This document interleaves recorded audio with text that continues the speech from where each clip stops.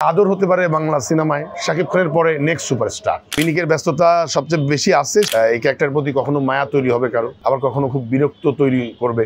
বর্তমানে ব্যস্ততা হচ্ছে পিনিক নামের যে সিনেমাটা আমরা শুটিং শেষ করেছি, সে পিনিক নিয়ে আমাদের পিনিকের পোস্ট প্রোডাকশন চলতেছে এবং সেটার প্রমোশনাল ম্যাটারগুলো আমরা রেগুলার মিটিং করতেছি, বসতেছি এবং কীভাবে পিনিককে ঈদে আনা যায় এবং খুব সাকসেসফুলি আনা যায় সেই চিন্তাটা আমরা করতেছি। আর হচ্ছে আমার নিজের ব্যক্তিগত আমি আসলে একটা নতুন ক্যারিয়ারে ডাইভার্ট হচ্ছি, আমি ফিল্ম মেকিং শুরু করতেছি। পিনিক তো আমি বেসিক্যালি পিনিকের আমি অ্যারেঞ্জার বলতে পারেন, আর অভিনয় করেছি পিনিকে একটা ক্যারেক্টার, ডেভিড নামে একটা ক্যারেক্টার করেছি। তো পিনিকের ব্যস্ততা সবচেয়ে বেশি আছে, সাথে পাশাপাশি আমার নিজের সিনেমার এই মাসেই আমার নিজের সিনেমার শুটিং, সেটার প্রি প্রোডাকশন নিয়েও আসলে খুব দৌড়াদৌড়ির ভিতরে আছি এই মুহূর্তে। পিনিক ছবিতে আমি যে চরিত্রটা করেছি সেটার নাম হচ্ছে ডেভিড। ক্যারেক্টারটা অবশ্যই আমি এতদিন যে ধরনের চরিত্র করেছি তার সাথে কোনো মিল নাই, এটা একদম রিভার্স একটা ক্যারেক্টার। এটা না নেগেটিভ না পজিটিভ, এর ভেতরে এই ক্যারেক্টারের প্রতি কখনো মায়া তৈরি হবে কারো, আবার কখনো খুব বিরক্তি তৈরি করবে কারো কারো।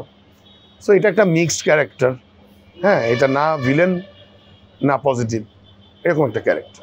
আদরের সাথে তো আদরের প্রথম ছবিতেই আমি ছিলাম, স্বপ্নে দেখা রাজকন্যা, ওইটার প্রথম ছবি ছিল। ছবিটা সেন্সর হয়ে গেছে, এখনও রিলিজ হয়নি। তো আদরকে তো তখন থেকেই দেখছি। তারপরে আদরের সাথে আমি লোকাল সিনেমায় কাজ করলাম, সম্ভবত এটা আদরের সাথে আমার থার্ড মুভি এবং এটা আমার নিজের প্রোডাকশনের মুভি। আদর খুবই প্রমিজিং। আমি ওর উদ্দেশ্যে যেটা বলতে চাই সেটা হচ্ছে খুবই প্রমিজিং এবং খুব চেষ্টা করে, অনেক পরিশ্রম করে, ওর ভেতরে চেষ্টার কোনো ঘাটতি নাই। এখন প্রত্যেকটা আর্টিস্টের জীবনে কিছু বিষয় থাকে যেই জিনিসগুলো তাকে হয়তো সামনে নিয়ে যায় অথবা তাকে পিছনে নিয়ে যায়।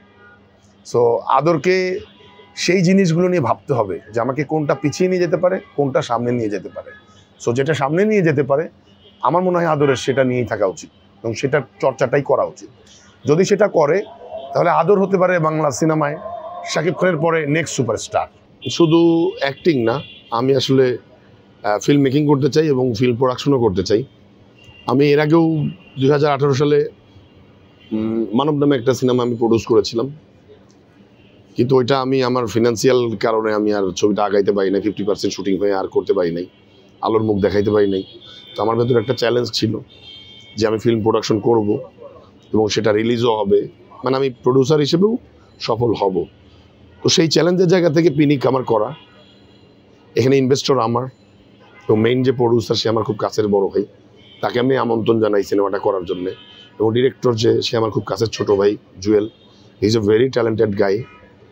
এবং আমি যেটা করেছি এটা সিনেমা ইন্ডাস্ট্রির জন্যই করেছি, যে সিনেমা ইন্ডাস্ট্রিতে আসলে রাহেন রাফির মতন অনেক ডিরেক্টর দরকার, ওই কোয়ালিটির কিংবা রাহেন রাফির চেয়েও ট্যালেন্টেড।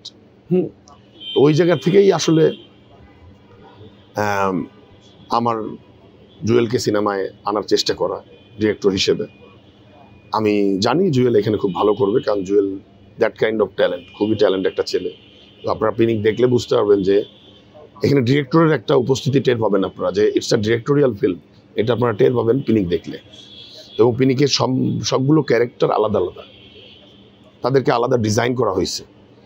সবগুলো ক্যারেক্টারকে এক ক্যারেক্টার মনে হবে না, একদমই আলাদা আলাদা মনে হবে। কেউ না বুঝলেও আমরা আপনার প্রয়োজন বুঝি, আর তাই তো অত্যাধুনিক ফিচার সম্বলিত বিভিন্ন সাইজ আর কালারের 250-টিরও বেশি ডিজাইন অপশন নিয়ে ওয়ালটন স্মার্ট ফ্রিজ বোঝে আপনার প্রয়োজন।